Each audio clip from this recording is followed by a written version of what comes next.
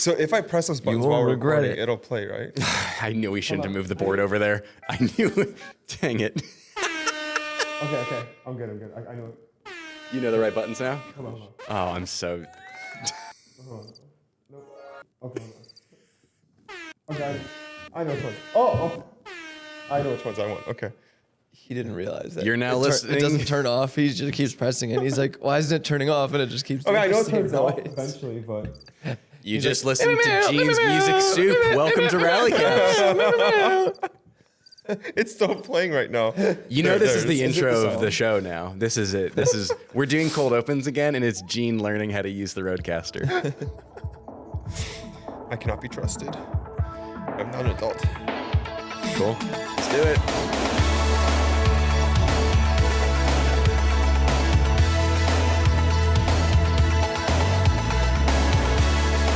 Hey everyone, welcome back to Rally Caps. It's a podcast for artists, entrepreneurs, and everybody in between. I'm Steven. I'm Eric. And I'm Gene. Today we are talking about a very fun project that some of you might be aware of, but it's Get Bored and Make Stuff. And it's a little brand that we started. Mm-hmm. I think we officially launched in October of 2023, and you've probably heard us make fun little fake ad placements for it on the show as well, because it's kind of the way that we're funding Rally Caps as well. So we're going to get into all of that today. Hope you enjoy it. If you have listened to the show for 3 years, which is how old we are now. We turned 3 last week. Wow. Super exciting. Mm-hmm. Maybe leave a rating on the show on Apple Podcasts, Spotify, wherever you listen to the show. If you're watching this on YouTube right now with our cool multicam setup that we have going on now, like the video, subscribe to the channel. Stay tuned for more exciting updates in the future on the channel. We're trying to make this a beautiful visual piece now. So, We have video on Spotify now, too. We do have video on Spotify for some episodes. Wait, not all of them? Not all of them. We have it on some, and we're still learning how to integrate that smoothly. But if you like watching videos while driving, please stop doing that. Yeah.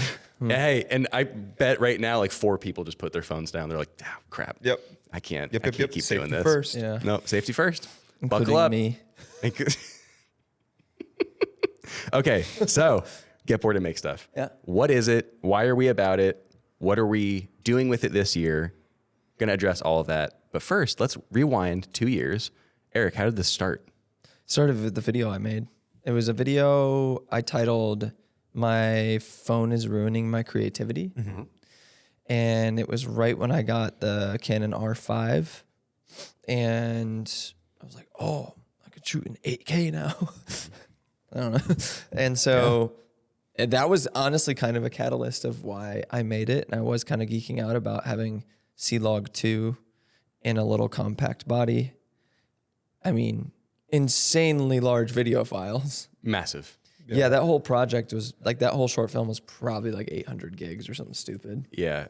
No computer likes dealing with 8K raw footage. No. Especially Canon's codec. It was right when I got the new MacBook Pro though, so it could handle it. And so I was geeking out about that as well. You were. I was like, this is a whole new territory of being able to make things, which was super exciting. And I exported it in 8K as well. Yeah. This has nothing to do with how GPUs started. No, but it's, hey, that's a fun little marker in time when 8K was relevant. I do think that things like that really motivate me to make something. But I think what's so different about that with me is I think a lot of people will see that new piece of gear, that new thing, and then just want to make something random or make like some sort of review video about it. Whereas I was like, okay, what existential thing can I talk about while using this new medium? And so I think that was a huge turning point for me with using something new and exciting tech or gear wise to make something more profound. Yeah. And so the video really dug deep into the amount of time I spent just with unending consuming and it not giving me the ability to make anything creative on my own, not making anything substantial, substantive that I knew I was capable of, but was like fully crippled of being able to do Yeah. because I was spending every waking moment watching something or scrolling through Twitter. Yep. And it's not like this is some, novel thing. Everyone's doing it now with the computers we have in our pocket. So one of the concluding points in the film is to get bored and make stuff, to actually force yourself to sit in a quiet room and do nothing and try to let your mind wander into thoughts that are in the recesses of your brain so that they can come to the surface and that you can produce something you're capable of producing as an artist. Yep. Boredom is something that isn't a distraction Yeah. or something to be solved. Yeah. Boredom is almost the goal in a sense. And I think that's actually important to define that for us and how we talk about it, because I think boredom can kind of have like a split view. Some people sure. just see boredom as like, oh, it's a trap. Don't let yourself get bored. And not even in the sense of, oh, keep consuming content or something along those lines, but like, oh, if you're bored, you're not fulfilling yourself, or you're not pursuing enough things that are engaging in your life. And I think we see it more as creating space to, like you said, let your mind wander and be a little more introspective. We don't see boredom as like a bad thing. Because it can be a really bad thing. For It some can, people, yeah. where it's like they're just completely stuck and not doing anything. They are bored and unfulfilled and nothing's happening. It's kind of leaning into apathy at that point. Right. So you don't want the pendulum to swing in that direction of boredom, but rather speaking to people who have this like innate desire to be making things. Yeah. And like that is so true of me, so true of so many of my creative friends and people we know in the industry. That is a common thing that people are like, I just need to be doing something with my hands or learning or creating a film or something physical or whatever. And I think really at the end of the day, it is speaking to those people where they have something to say, they want to share something with the world, but they can't because they're so overwhelmed with everything that already exists. And that plays into imposter syndrome and just all of the creative troubles we find ourselves in. So that time to really just sit with your thoughts is incredibly compelling to the person who's constantly thinking about how they can't, because it carves an avenue for you to be able to think and do. Yeah. So you published that video January 2022. That sounds right. Yeah. I think so. Yeah. It was winter, yeah. Yep. Winter of 2022. And Really resonated with people. really resonated with people. I saw it, obviously, helped you film it beforehand. I think we're all three of us on that. I wasn't No, part of that. you were not? Okay. Loved the concept. I was like, hey, can I make some wallpapers with that phrase? Because that phrase is sick. I feel like people would really latch on to that. Made some iPhone desktop wallpapers, threw it in a PicTime gallery as like a free download, attached it to your video. I think somewhere around like 800 people ended up downloading it, which was super cool. Yeah. That's But wild. yeah, a ton of people. Like I didn't think about it for a while, and I checked back in like a month or two later. Tons of downloads on it. Wow. Like tons and tons of downloads. And that was like this really interesting beginning of like putting some kind of look to the phrase building. That was like the origin identity of the thing. Yeah. Because people saw that, they're like, whoa, I'd like that on a t-shirt. Is what people said when they saw the wallpapers. For sure. They're like, okay, that's kind of cool. I like that. And I think that was the moment where the seed was planted a sure. little bit. Like okay, this is something cool. Let's sit on it and see what we can develop with it over time. Because it wasn't just like we wanted, okay, cool, let's just make t-shirts that say get bored and make stuff. We weren't really interested in playing that game. Like okay, cool, here's the catchphrase and let's make merch about it. Like a month later. Yeah, I was not into that idea. I've never really been into that idea. I think it could be cool, but like what is the sustainability in that approach? I feel like it's just like drop after drop with new phrases and, it's just selling for the sake of selling. And I really only feel like that model works for massive accounts that can appeal to like tens of thousands of people that are wanting to buy that kind of stuff. So then we started to sit back and be like, okay, if we end up making something with this phrase, it's gonna be about it, right? Mm-hmm. You know, and so we're like, okay, what do we develop as a philosophy with this thing, and how do we let that lead what we end up making with it? Yes. So I think a cool thread that kind of ties the documentary into this a little bit is the three of us really acted as the core team for most of the doc trips that were stripped down. The three of us were on a few trips just with us. And for any new listeners, we filmed a feature-length documentary all yeah. of Yeah. 22 and 23. Yes. Which we have very exciting updates coming. Very, very soon. Yeah, soon. Probably too soon, actually. Probably already out. Probably by the time you're listening to this, there's Some stuff out announcements there. public. Yeah. So that's shelf that for an exciting time in the future. We, I think, almost embodied the phrase "get bored and make stuff" on some of these doc trips because I one of my favorite memories of it, honestly, was all of the lunches that the three of us would go out Yeah. and have together that turned into like hours long conversations, that turned into coffee, that turned into all these brainstorming sessions about what we wanted to do as a team. Yeah. Gene, what were some of your favorite moments from those trips? Yeah, I mean, the one that comes to mind for sure that I think we always talk about is that Nashville trip, right? That one that we, I forgot which part of the production we were there for. I think that was whoever knows. I think it was November of 2022. It would have been 2022, yeah. And it was around that time, it was, I think it was post St. August. It was right after St. August. It was right before And SAC. right before Or- yeah. the race. That's and right. It was where we filmed Maddie's parents in the backyard, Bill and Tina. Yeah. We were talking with them, Yep. that whole trip. Yeah. So I remember that trip being very formative in us just having more conversations about obviously get bored and make stuff, but the application of that ethos to just us three and things that we wanted to work on. And then I also remember CIM vividly in that there was a lot of, it was crazy, but not crazy. Because we were there for so long too, especially us three. We were there Yeah. for almost a week. Yeah. So that gave us a lot of time on the front end to not only prepare for all the docs stuff, but it gave space for a lot of conversations pertaining to get bored and make stuff.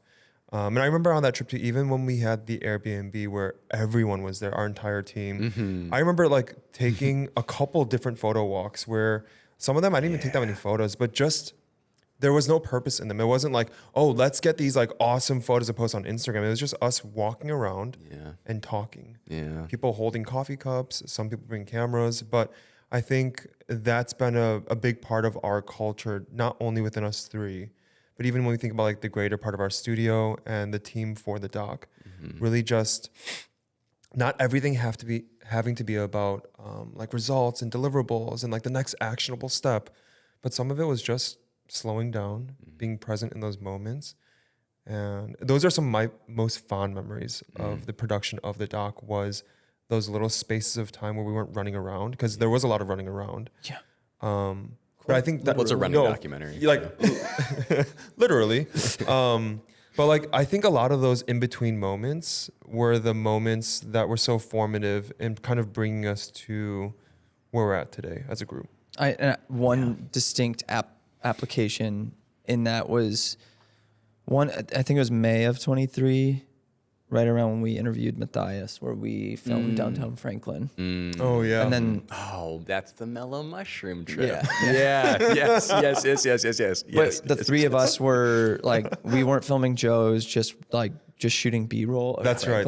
Yeah. And that was just so magical and such a sweet evening to like the cow pasture Yes. and the farm roads. Yep. And that ended up being a lot of the opening sequence of the film. Yep. Between title cards and like the first scene setting, establishing stuff. That was such a good trip. And That was great. That felt like, but with Matthias's interview, it was like, oh wow, we have a movie now. Yeah. Yeah. No, that was a very peaceful one. I Right. think we were supposed to film with Joe. We were supposed to do a lot more than we thought. And then, Oliver came 3 weeks early. Yeah. Which I think people know that, right? Yeah. People, Right? Yeah. I think we've told that story on the show before, We have actually. we have. So, yeah. that one felt like a really cool, like, almost like a full circle moment for the three of us in particular. Yeah. Because that one was the end of the three of us going on trips. It was the last like big production. You and I took one last trip, Yeah. August of 23. But the May trip was really like the last full one, I think, to our standards. And it was also the one that I think kind of concluded like the three of us going on the road together in that capacity for those specific reasons. Yeah. Yep. And it was really beautiful. And going back to what you said too about the Sacramento photo walks and all the visits to Scorpio, and also Chris coming out early to hang with us as well, That's was really right. fun. And That's right. there was just a lot of beauty, I think, that came from those downtimes, just hanging out together, enjoying each other's company, envisioning what we could build together, and really just throwing our dreams out there. And ultimately being about that idea of getting bored and making something. Yeah. Like, there were plenty of times that we just put cameras down, put them to the side, said, we're sick of this. We just want to be with each other, be friends, be people together. And I think some really beautiful stuff came out of that. And I feel like that's what ultimately drove the desire and like low key built this brand Yeah. the entire time. Even when we weren't explicitly talking about it, it was building the foundation for it. Yeah. And then aside with that, like Chris kind of taking on that philosophy as well. And I guess it's Chris Chu, by the way. It could be you just extending yourself and offering work up for free, kind of the same idea. Whereas like it's really that idea of you are applying your skills and creativity to something without asking for anything in return. And I think that's really applicable to the photo walk or taking a chance on going out for an evening and getting B-roll, and that being the thing that ends up tying loose strings together. Yep. Chris came out, was like, I don't need to be paid by you guys. I just want to hang around and be a part of it and help. And he heard about Bandit on that Yeah, trip. that's right. We were just texting about this. Yep. He's like, I had no idea what Bandit was. And then Bandit ended up being the brand that Joe We ended up shooting signed for with. Bandit also. Our team shot photos yeah. of Bandit. It was only like, at that point, the brand's only 2 months old. Yes. Chris, first time hearing about it, we were helping them on the course, getting some photos. And now fast forward year and a half later, and Chris is on like a 6-month-year contract. Yeah. With shooting YouTube videos for Bandit. And Like really beautiful videos. Yeah. They're very good. Yeah. Very Very doc cool. style, very Chris. yeah. And it's called Dialed if you want to check it out So good. on Bandit's YouTube channel. But yeah, again, it's that whole philosophy of, and I think a lot of the work for free stuff kind of ties into that, where I think we discussed that a lot. It's like working for free is this double-edged sword where you shouldn't be doing it all the time. Like obviously you can't, it's impossible to do that sustainably, but allowing for that to be a reality sometimes Yes. for the opportunity of what could come of it, whether it's a new front that you are embarking on as a creative and you growing as an artist, or the business opportunities you are allowing for yourself. Yeah. And the ability to make more money and make this more of a career for yourself, the connections that you can make, all the good things that come from that. We have done one episode on working for free before. I would love to do another one this year because that last one was maybe 2 years ago. And I think it'd be really cool to do a follow-up on that. No doubt. Because I think there's immense value in building margin into your life for free work, which I think could also be considered passion projects. Which is like the whole boredom Yes. concept. Yeah. It's like quite literally, and I'm sorry if I'm jumping ahead in the outline for today, but No, like it's okay. this is our first, and I think this will be an episode in the coming weeks. This is our first day Yep. of carving out a 4-hour section of the week to commit to rally caps and GBMS, where we have this structure to be creative.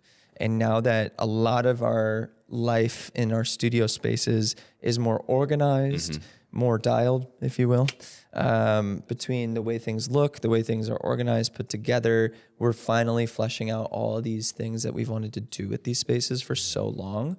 We feel like we have the bandwidth to be like, all right, this is the time we are committing to make things. And we know that when we commit to this time and allow ourselves to wander through the creativity of our minds in that 4-hour chunk, we're going to come up with some really special stuff. And we're going to talk about that more in depth in another future episode Yeah. about why creativity needs boundaries, which I cannot wait for that episode. I know it's not today, but I'm really excited about that one too.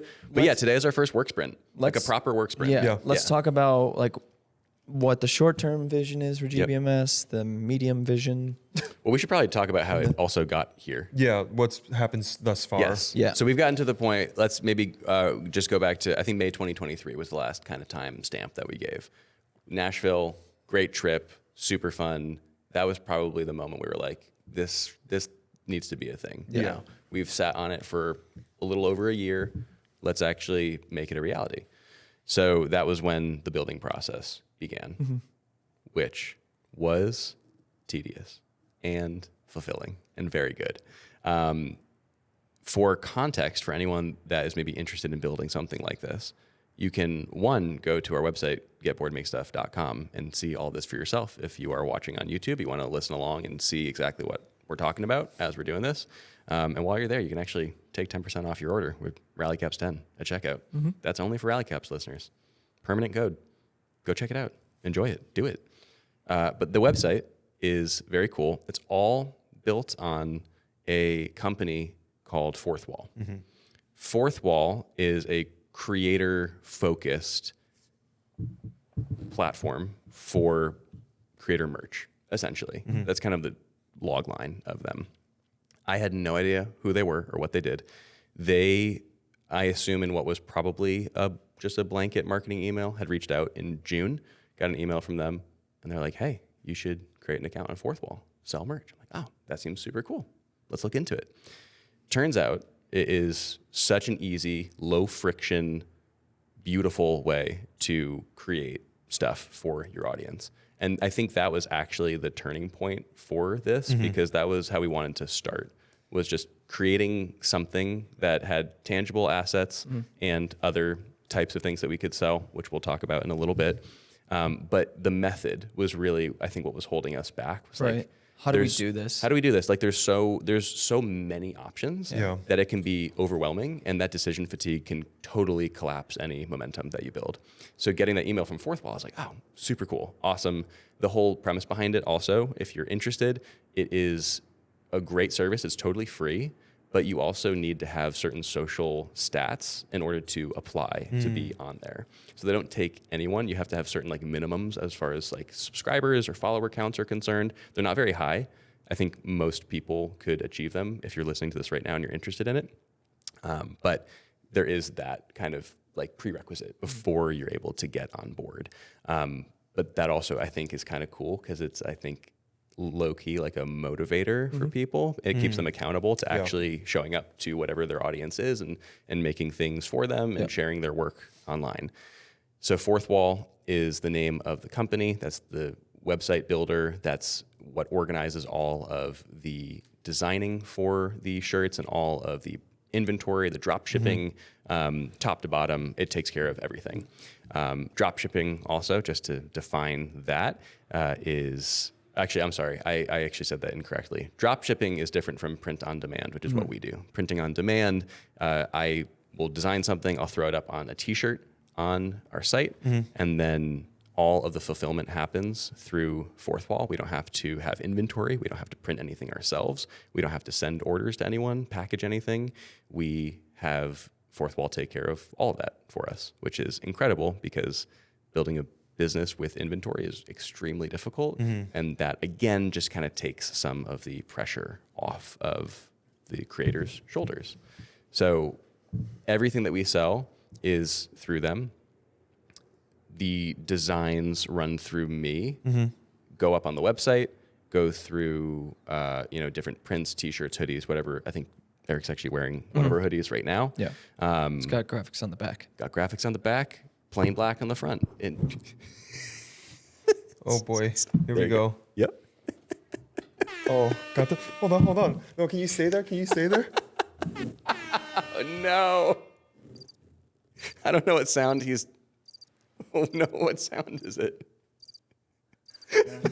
Wait, you doing that reminded me of what is that? What's the Bill Hader sketch The Cut for Time one. The dancing. Wait, can I get a woo? his it's the name. His name in it. Or he's like, Dang it! The little dancing. You little stinker. He's being a little stinker. Yeah. I love that sketch so much. That's so good. Yes. So that all of those factors all add up to a very simple and low barrier to entry option for us to use in order to create and ship everything. So that's what we've been working on since May. From May to October was kind of the building phase, getting the website ready, going through designs, ordering some samples to make sure quality was all good, everything was printing the way that we wanted it to print. So there was still some investment on our part. You don't have to do that technically, but we wanted to because we wanted everything that we were shipping to people to actually have our stamp of approval before it got shipped. And I think that's maybe a reason why either print on demand or drop shipping can sometimes get a bad rep, is because more often than not, it's used as kind of a quick cash grab. Yeah.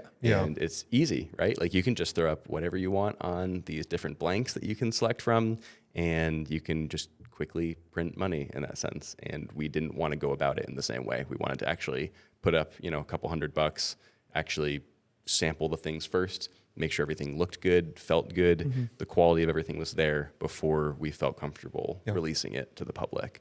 And that alone was like a pretty fun process. What time is it right now? It's Wednesday, isn't it? Yeah, so it is Wednesday mornings that our lovely building cleaners come in and very Ruin our loudly episode. power wash the hallway. I'm so sorry if you hear that right now. can you hear it? You will. Can you hear it, Gene? You can definitely But I hear can it. cover it with. Oh, no. Okay, I won't. Hey, Chad, it'd be really funny. Because we do multi-track out of the Rodecaster now, you could actually just not add the music Gene was playing earlier, and Eric could dance to silence. Yes, please. Do that. I just realized that the music isn't baked into the track anymore. That's funny. Because it'll be a separate track. Yes, it'll be a separate track. That's funny. Oh, nice. That's fun. So I mean, we like soft launched it. We did a special drop when we So announced October was the everything. soft launch. Yeah. Which in September we did a fun styled photo shoot, which Yeah. I want to take a quick aside to talk about because I think that's something we're really excited about in the future. Photographing our own products. Yeah. Yeah.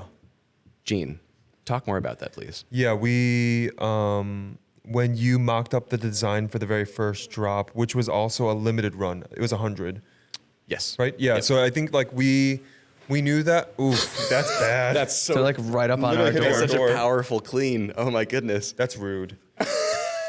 Goodness We gracious. can't do Wednesdays anymore. But like us being photographers, that was something that we were able to leverage, was that specific skill set in marketing the launch of GBMS. So we set aside a day to just take photos of various vignettes, different looks, different lightings, scenarios, a lot of film. But yeah, that was a lot of fun. And then we used those assets really to push that very first launch. Yep. Yeah. Which was super fun. Yeah. Shirt sold out within, I think, 4 or 5 days. Yeah, really well Which is great. received. It was Very really well cool to see received. people wear that shirt and share it on Instagram. Yes. Yeah. And they still like trickle in, which is fun. Yes. Like every Yeah. once in a while, see. Yeah. someone It's post cool about too, it. because like in Fourth Wall's like dashboard, you can see the individuals, all the orders. So like when you see your friend's name show up, or like that creator or that person, it was really cool to track who was making those orders. Yeah. Yeah. Just to be explicitly clear too, we're not affiliated with Fourth Wall in any way. I talked about them a lot only because I really like the platform. It's I think great. it's really excellent. We have zero affiliation with them at all. It just is a really good all-in-one platform for people to use because, again, of that low friction, easy barrier to entry, you can really like get going quickly. And the quality of everything is really good. They have a great assortment of Yeah. blanks, and I think it just like it passed our standard of quality. Great. And it had a lot of options to offer people. And beyond physical stuff, you have the option to add digital products as well, which we will touch on in a sec. But Eric, I wanted to ask you about kind of building off of what Gene was talking about with the photo shoot for the first shirt that we dropped to soft launch. That cleaning is just so loud and so distracting. It's like they know we're doing this. They're and they trolling get us. right up on the door. Yeah. So you just hear it nice and clearly. They're just going in circles in front of our door right They're now. just Yeah. just one dude just doing donuts. Wee, little Zamboni. Something we've talked about is creating little commercials, like mini ads for future products as well. That's very exciting. Are there any specific ideas you have in mind for that right now? Well, I think at large, the biggest thing I'm excited about with GVMS, and really what pushed the needle for us was me in particular. I felt really frustrated by the amount of friction with brand deals and sponsorships and clients. You know, it's like the common thing that most creative folks are frustrated with. Or it's like you have a vision for your creativity. You express that. They say, yes, that's great. Awesome. You do it. And they're like, okay, let's change everything. And you're like, why?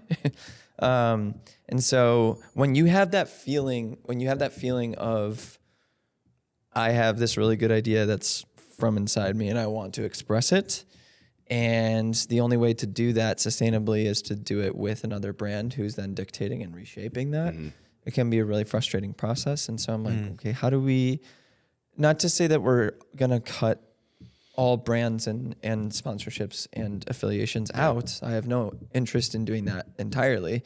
But how could we build a brand that allows us to do that for ourselves, where we become our own boss in a sense, where we are the brand that is giving the creative direction, and then we are the creatives executing that direction. And all of our ideas can be fleshed out exactly how we want them to be fleshed out. So yeah, I get really excited about, okay, so if we do more clothing and more merch drops, how will we integrate that into short films and other really unique photo shoots that can market that that drop or that collection? But really, at the end of the day, what I care about most is like people are grasping onto this philosophy, that people are seeing the idea of getting bored and making things and putting them out into the world with intentionality being the thing that matters the most.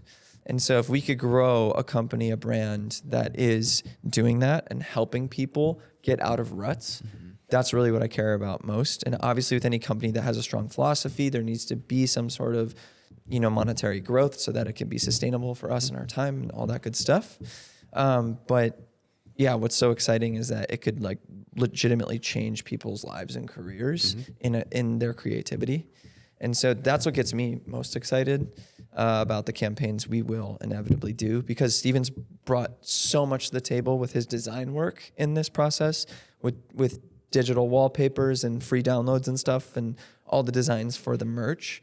I feel like where Gene and I can bring a lot of value to the table is using the tools that we have with our photography and filmmaking. Not that Steven does that as well, but we can find ways, and we've been doing that. This is sort of the short-term vision we have now, where it ties into a recent episode about making Instagram reels. Like, what kind of short internet videos can we make that are tied to this brand that have a strong message that make people like want to share it to their story and spread this message.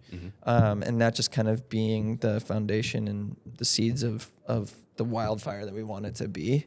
And so that gets me really excited, because short form is just this really fun, beautiful way to execute creative ideas quickly, and they can be really impactful. But also being okay with like, that's not the thing that I'm going to be remembered for necessarily. But it could change the trajectory of someone's like day, week, year, life. I think that concept is really cool. It can be done in the 4 hours. We commit to it on a Wednesday. Which is what we're in the middle of right now. We are doing, which I think is going to make pretty huge waves for the growth of the brand, is each week. It'll be a moving target each week based off of schedules, but the three of us are committed to doing a 4-hour work sprint together each week with Rally Caps and Get Bored and Make Stuff as the two focal points. So you are hanging out with us in our first hour of that work sprint. We're recording this episode. And then when we wrap, we will immediately move into creating some of those reels, creating some of those trailers, taking some photos, getting bored, making stuff to actually promote this and to, I think, nurture our creativity as well. Like if we're going to create beautiful things and useful tools in the name of Get Bored and Make Stuff, we need to also embody the brand ourselves and need to actually live out that philosophy. And that's exactly what we're going to do today, which is really fun. We're doing it right now. Thanks for being with us. It's really exciting. So, okay, that's short-term goals with just kind of dumping gas onto everything. Fun reels, great photos, interesting ideas for how we can just share the philosophy online. Yeah, and in that time, like numbers-wise, we grew the Instagram account to 1,000 followers, and I don't always want a number to be a metric for growth or success, but that can be a really good motivating factor, similar to what you're talking about with Fourth Wall and like being able to do it. Because like at the end of the day, if you want a brand to be successful, you need numbers of people who are like latching onto it as well. Whether that is people kind of lurking in the shadows watching it, or if it is the actual like physical follower number growing. So yeah, I think it's just really cool to see like what works and what doesn't, and like exploring that side of like the creative business as well. Yep. Some more medium-term stuff. We'll start to plan more drops for the year. More interesting either merch objects that people can wear to rep the brand, tools that people can use, physical tools that people can use to also encourage their creativity. On that note, I've been really interested in doing a Chicago themed drop. Hopefully this spring. I think it'd be really fun to do something a little more localized, something that people can kind of in the Chicago area really feel excited to wear. Gene, you recently led for our studio this awesome Aimé Leon Dior inspired shoot. And yes, I did say it kind of French because I was a little unsure of how to pronounce it out loud. So I kind of just, I kind of just gargled it a little bit, and that's fine. You recently led a very cool shoot for our studio for all of the leaders of the studio, the 6 of us who run Creative Club Chicago. Brilliant shoot, pulled it off effortlessly. Well done. What kind of shoot would you envision for a Chicago themed drop for Get Bored and Make Stuff? Yeah, I would. After that shoot you're referencing, after we wrap that up, my head's been in a space where I want to do a lot more of that kind of stuff with like GBMS, just in general, but specifically with the usage of film, just because that's the thing that's the medium I'm most excited about. But oh man, like for that one, I would actually love to source people who are not within our circle, so not familiar faces. Cool. Okay. But kind of like a bandit that we referenced earlier, building out a set or doing it even like environmentally, like in Chicago, and maybe even like poking some fun at like the very typical places like the Bean, but doing it in like a very cool, unique way would be so much fun. I think like really leaning into taking advantage of Chicago and how beautiful it is. But that's like what I want to contribute to with GBMS this year, at least, or at least with like the next 6 months or the short to medium goals, is really a lot of creative direction with the photo still side of everything. Great.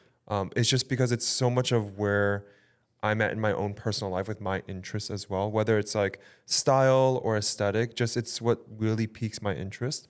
So I think making that application to GBMS would really get me excited. But a Chicago themed shoot for the Chicago drop would be incredible.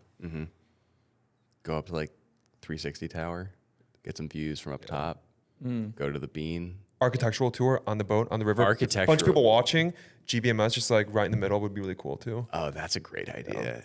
Ooh, yeah, that'd be sweet. All the buildings around, yeah. What's that one? It's like this kind of, it's like a low key spot. It's like North Ave. I don't think. I knew you were trolling as soon as he started. What's that? What's the the one? Wrigley Field, United Center, Soldier Field, Guaranteed Rate Field. Oh gosh, yeah, the White Sox Stadium. Okay, actually though, we should do the tour of Wrigley that we did with Danny. Oh yeah, and just all wear our own stuff on that tour and just take photos of ourselves the entire time. Yes. Yeah. It's a walking tour. We get to use Wrigley as the backdrop. Yeah, I'm sure they would love that. Yeah. Oh yeah. Yeah. Yeah. Okay. I mean, I mean, you have to wear clothing on the tour. It's so true. You have to might bring a as well film be our camera own too. cool stuff. Yeah. You have to bring a film camera. Yep. Yeah. And you have to wear all the merch while you're there. So I took some great. I mean, there's some really cool spots that Yeah. you get to see. I saw Tom Ricketts on the street the other day, owner of the Cubs. Just stop him real quick. Oh, hey man. Hey, would you like some promotion? Hey, cool. Yeah. Hey, this could be a good thing for you. Hey man, so I got a brand that might put the Cubs back on the map. Hey. I don't know. Hey, listen, you want to do a It's little been collab? pretty quiet since 2016. Oh. Can we just use the Cubs logo for a shirt? A t-shirt for a bunch of millennial creators? We'll sell like 50 to 60 of them. Could be a good thing for you. Maybe. So yeah, something along those lines? yeah. Chicago? I think Chicago themed shoot for that drop would be awesome. Yeah. Yeah. Cool. Yeah. I think Chicago for the merch theme. And like keep it to like 2 specific things. Yeah. And Yeah, make yeah. it pretty dialed for like those 1 or 2 things. Yeah. Just make it really beautiful and fun. It would be really cool to see once that drop comes out in the wild. Yeah. Someone we don't know wearing that. Like that's what I want to see this year is just walking around Chicago. We go to Blue Bottle for coffee and you just see someone wearing. That's what I want to see. Yeah, that I would be think really cool. I do think that's like a huge market for growth for us is really focusing in on Chicago. Yeah. Because people love having things from the places they live. Yeah. Even if it's not a permanent home for them, if it's a stop along the way in their life, like they still want to collect those things Yeah. that mark those chapters in their life. And whether it's a print that we design or it's a shirt, whatever it is, like there is something to be said about those local feeling things. And I think that could really put us on the map. Yeah. At least in Chicago. Okay, so now long term. Physical things aside, Yeah. which is something I love very dearly, I cherish. We also want to create tools. And Trains. so we have cleaners and subway trains. That probably, no, It's gone. it's gone. Nope. No, it's not. Of course it's not. No. We also want to create some digital assets. It's just It trolling. just wow. It's so rude on Okay, a Wednesday. digital It assets. is rude. Digital assets. It actually they probably didn't hear that last one, but it did it one more time, and that is just Rude. it's just rude. It's rude. really rude. I'm gonna file a complaint, and no one's gonna read it. Digital assets are a huge part of why we wanted to start GBMS in the very first place. Yeah. I don't know how much we want to give away. No. Yeah. But for starters, we can just talk about the fact that currently on the site available are just a bunch of free wallpaper packs. They are little visual reminders that you can put on your phone or your laptop to either stop looking at your phone or your laptop, to detox from dopamine, to get bored and make stuff. Those are very literal reminders that will always be present on your screen's devices that can hopefully help encourage you to maybe spend a little less time on them. Go download them right now. They are on the website, linked in the description, YouTube, Spotify, Apple, all the good places. There are some tools that we want to create for a wide array of artists, I'll say, broadly speaking, that also encourage boredom, also encourage creativity, kind of offer up this like sandbox level of creativity, if you will, mix and match type of things. Stuff that's all like intercompatible within different pieces of software that can, again, just kind of help you do your own thing. Not necessarily do it just to rip a style or to copy someone else, but to explore and to expand. And I'm being so vague because I don't know how much of it we want to talk about yet, because we are kind of in the midst of discussing building up to a digital drop, which we just talked about this week. And you think of a brand or a business like this, and it's not like things like this don't exist already. Right. And that's the challenging part about all this is you come up with these ideas and you're like, well, that's just us being this brand. That's just us being this person who does those things. I think what's going to make this so special is if people are actually bought into the philosophy of it. The way we will be intending selling those digital products is that outside of the physical products, like the physical products is a way to support us and a way to represent that brand and idea and be proud of it and wear it and just be a part of it. But the digital products is like, yes, you might be able to find something comparable somewhere else with this thing. But if it can be applied the way we are encouraging people to apply it, it could be so transformative in the way they think and act as a creative, as an artist. Yeah. I think it's really often that I've experienced this, I'm sure you guys have as well, where you buy a digital preset pack, whatever look thing, and then it just kind of sits in a folder after just, like being excited about using it one time. But rather these tools being something that you visit regularly, or some sort of way that we market it and sell it, that it encourages folks to visit it frequently. Yeah. Or have reminders if they are part of the community to revisit that thing if they purchased it, or email reminders or challenges or campaigns that encourage people to use that thing and then have contests or whatever the case is, to really just like be a community in that, because there have been tools that we have bought and used and continue to use that are so valuable to our creative process and helped us really overcome some creative humps in the doc and in our own personal brands on YouTube and our photography. And we owe it to those brands to like that they helped shape our creative voice. So if we could be that for other people as well in, a world filled of influencers, actually do some like tangible, real influencing in the most positive sense that's sustainable. Yeah. I think the biggest component of the design process for a lot of these things is empathy, because we've said we have 5 pretty clear-cut ideas for things that we will create or are in the process of creating currently. And they're all things that we have said, oh, I wish I had this for this clip right now, or this transition right now, or whatever it is. It could be visual, it could be audio, it could be a bunch of different things. Yeah. But they're all things that we might even be currently using on some of the stuff that we're sharing right now. Who knows? Look close. I don't know. Maybe you're seeing some of the stuff that we're going to eventually sell. But we're only doing it because we actually use them and want things like this and would have loved to have found something like this a year, 2, 3, 4, 5 years ago, all coming from a place of like actual need and not just shilling something that we can sell to an audience. Yeah. No, I'm also really excited as far like in conjunction with long-term goals, what we're discussing as far as like products. I really like the model of what Yes Theory has done with their brand Seek Discomfort. Yep. And so not necessarily like model after that blueprint, but the idea of like get bored and make stuff and cultivating a community around that, and even doing like events or like a Chicago event this year where it's a GBMS. It's not a creative club. It's a GBMS hosted event. Like that'd be incredible to bring people together who want to embody that sentiment. I think it would be really cool to really like physically, tangibly cultivate that community. Really fun. And not just be like the typical photographer's workshop where everybody's like photographing the same style. Like put shoot. your cameras down, put your phones down. Let's just hang out and talk, or let's run this exercise. But There's a coat check at the door. Yeah. No social media is allowed.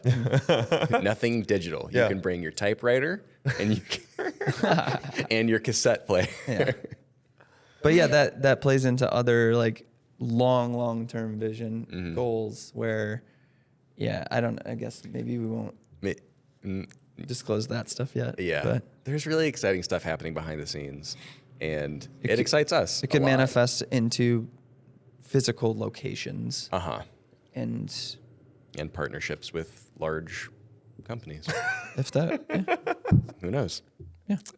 Nothing's set in stone yet, but I think biggest takeaway is that regardless of those big things, we are still showing up every day. Yeah. We're still doing the thing. We are putting up the structure that we need to actually make this thing come to life. And that's really exciting. Yeah. Because if we could be fully self-contained at one point where we can just make stuff on our own time and schedule and promote our own stuff, where we're not splitting revenue with some other entity or company, and it's just everything is organic coming from us. If we got to a place like that one day, that would just be the dream, honestly. The literal dream. Yeah. Yeah. So if you are interested in supporting any of the stuff that we do and any of this sounded remotely interesting or compelling, you can check out all the stuff we have been working on at getboredmakestuff.com, linked below, and maybe just sign up for one of the wallpapers or something. Get on the email list and stay tuned for future updates because we have a lot of stuff in the pipeline right now that we're working on currently that will be launched in the next couple of months. And follow us on Instagram as well to stay tuned there because we just enjoy sharing stuff there, sharing our hearts with you guys and sharing philosophy and being about what we were doing in the studio. The idea of digital homestead came into my mind. Digital homestead, the metaverse. No. Oh, You just ruined that for me. what's digital? Good job. Oh, it's the full self-sustaining thing. The full self-sustaining? Yeah, if we're fully self-sustained Oh, as GBMS, making our own stuff. digital homestead. Yeah. Oh, Get what I mean? Mark Zuckerberg. Like a homestead where it's Meta. like, Homestead. you know, they have their own, they're like off the grid, Oh. fully self-sustained. Okay, now I'm not trolling. I actually get what you mean now. That's what I mean. Yeah. Nice. Goodness. Nice. I understood the entire time. I was just observing and watching. Digital apocalypse bunker. There you go. Great. Great. Eric's annoyed now. He's like, you buffoons. I really didn't know what you meant the first time. He said It metaverse. was like digital Our homestead. digital homestead. Digital homestead. This is my digital homie. His name is Meta Joe Rogan.